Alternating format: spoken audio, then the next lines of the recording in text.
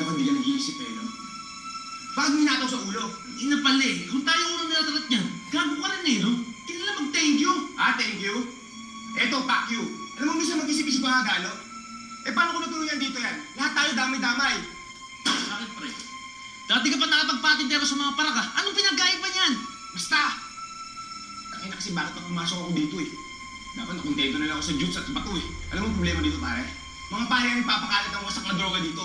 Sa mga pare nang gagaling ng droga dito.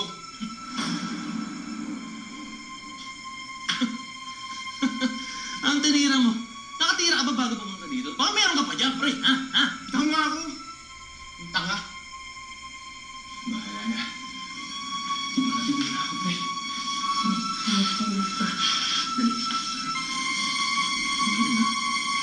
Video natin, pare. Yan.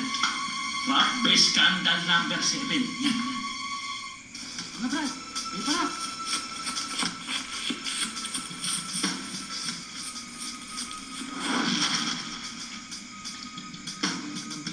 Saan yung bahay ni Kirat? Sa dulo. Sige.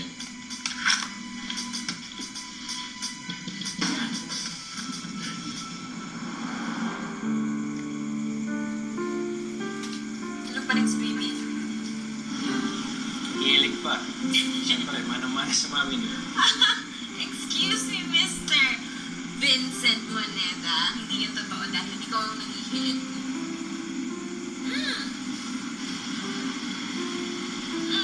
Gusto mo ako muna mag-drive? Hindi, okay lang. Ako na. Hanggang sa makarating tayo sa Ren's house, okay lang ako.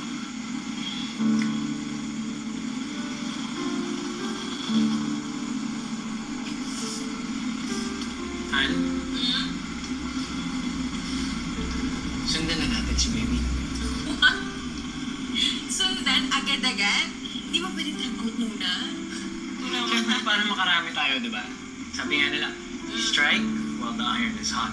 And I'm always hot for you.